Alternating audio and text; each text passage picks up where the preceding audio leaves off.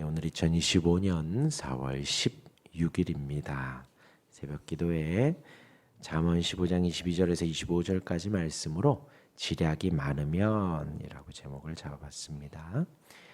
22절입니다. 의논이 없으면 경영이 무너지고 지략이 많으면 경영이 성립하느니라.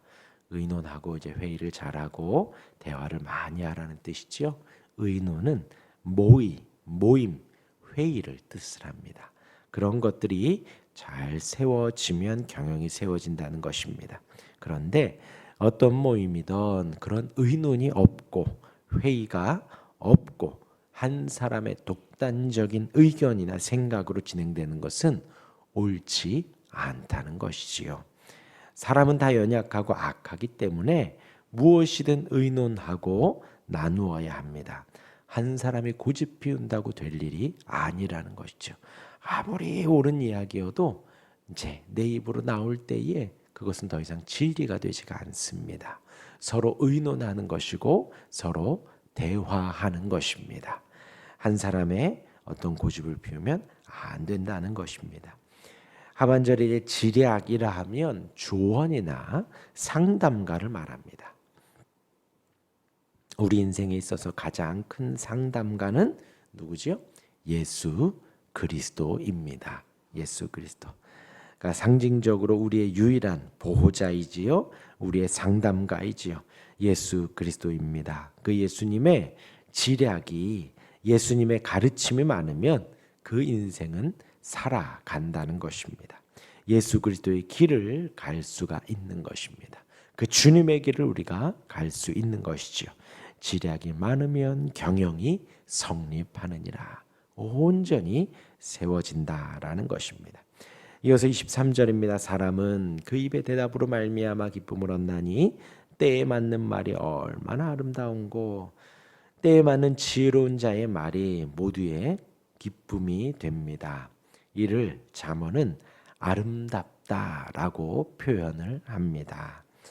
이제 그 예로 이제 삼손이 태어나는 장면이 사사기 13장에 보면 나오게 됩니다. 이때에 여호와의 사자가 삼손의 부모에게 나타납니다. 그런데 이제 한참 이야기를 하고 나니 그 삼손의 아버지 마노아가 말을 하지요. 내가 주의 천사를 봤다.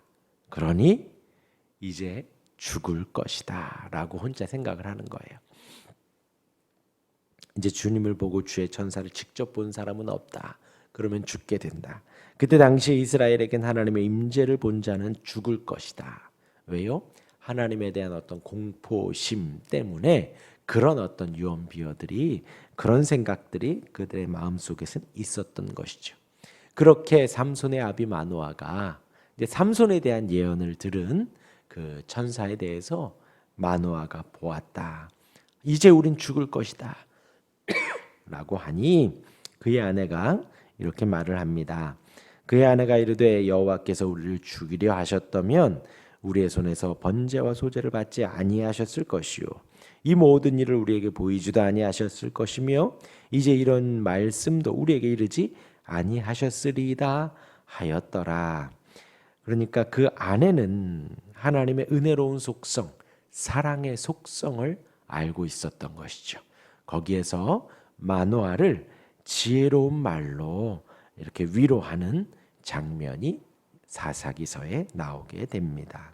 마노아의 아내가 더 신앙적이었고 더 이성적이고 분별력을 가지고 있는 지혜의 말을 하고 있다라는 것입니다. 그것이 얼마나 아름다운가, 얼마나 이 아름다운 신앙인가라고 표현을 하는 것입니다. 저와 여러분들에게 이런 은혜가 있기를 바랍니다. 이어서 24절입니다. 지혜로운 자는 위로 향한 생명길로 말미암음으로 그 아래에 있는 스올을 떠나게 되느니라. 여기에서 이 표현이 이제 박윤선 주석에는 이렇게 기록합니다. 위에 있는 생명길은 지혜로운 자를 위하여 있나니 이는 그가 아래에 있는 음부를 떠나게 하려는 것이라 합니다. 생명길, 우리로 하여금 가는 그 예수 그리스도의 길, 이 말씀의 길, 그 진리의 길은 저와 여러분들로 하여금 음부에서 떠나게 하는 것입니다. 지옥에서 떠나 나오게 하는 것이죠.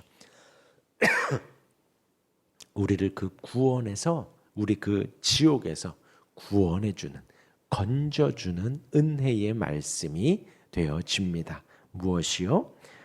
생명길, 지혜로운 자, 위로부터 있는 생명길을 말합니다. 우리가 위와 이 땅을 대조적으로 표현을 하지요.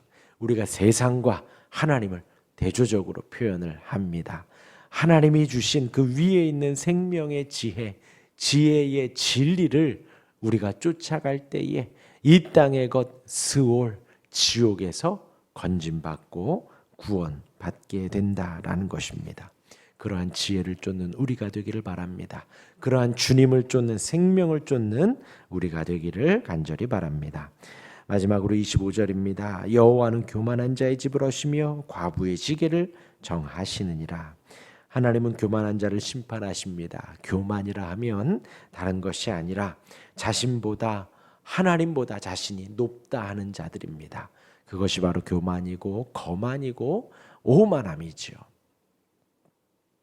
온 세상에 하나님을 통치하지만, 하나님이 통치하지만, 하나님의 말씀이 통치하지만, 하나님의 지혜가 통치하지만 자신은 그 하나님보다 더 위에 있습니다.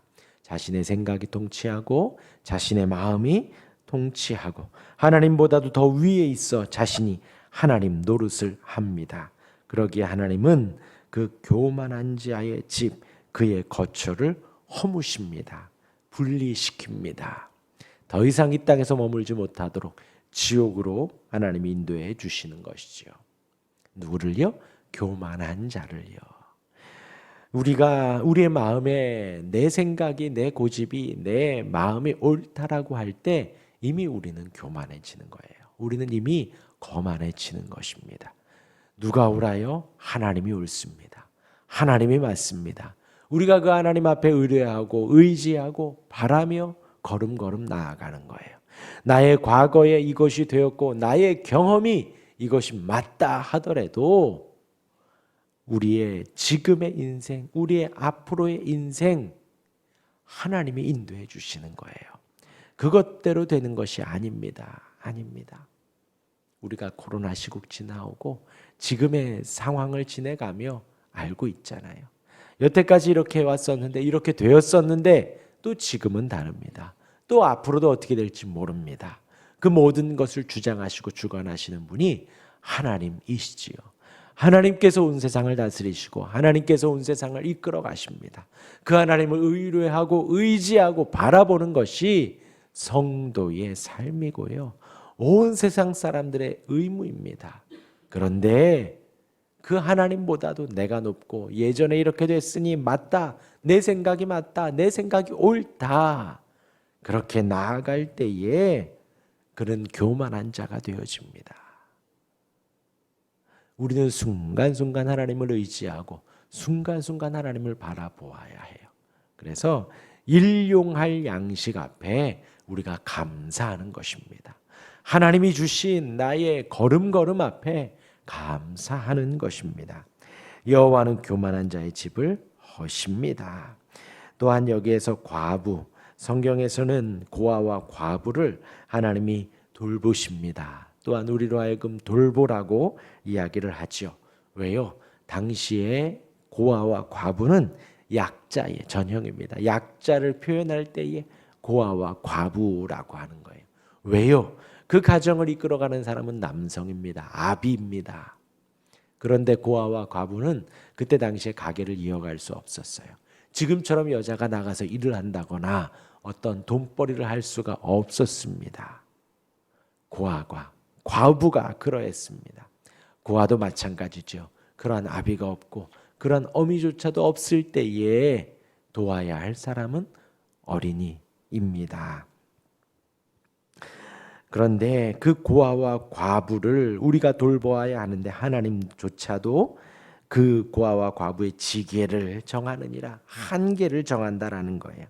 하나님이 그들의 억울함을 해결해 주시고 간섭하시고 보호하셔서 그들을 지켜주신다라는 것입니다. 이것은 상징적인 표현이에요. 저와 여러분들의 마음이 이 고아와 과부와 같아야 한다는 거예요. 성도의 마음이. 하나님께서 성도의 지계표를, 그 경계석을 정해 주십니다. 우리를 보호해 주시는 거예요. 지팡이와 막대기로요. 외부의 공격을 지팡이로 막고요. 막대기로 우리가 갈 길을 보호해 주시는 것입니다. 여호와께서는 고아와 과부와 같은 우리를 그렇게 건져 주시고 인도해 주시고 이끌어 주시는 것입니다. 그 은혜 속에 우리가 이 자리에 있는 것이지요. 겸손하시길 바라고 고아와 과부의 같은 마음으로 하나님을 의지하는 우리가 되기를 바랍니다. 지혜로운 자가 되어서 생명길로 가며 지옥의 길에서 구원받는 우리가 되기를 바랍니다. 또한 지혜로운 말로 말미암아 하나님을 기쁘시게 하고 사람들을 기쁘게 하는 우리가 되기를 바라고 서로 의논하며 하나님 우리 지략을 쫓는 그렇게 지혜로운 우리가 되기를 주님의 이름으로 축원합니다. 아멘. 기도하겠습니다.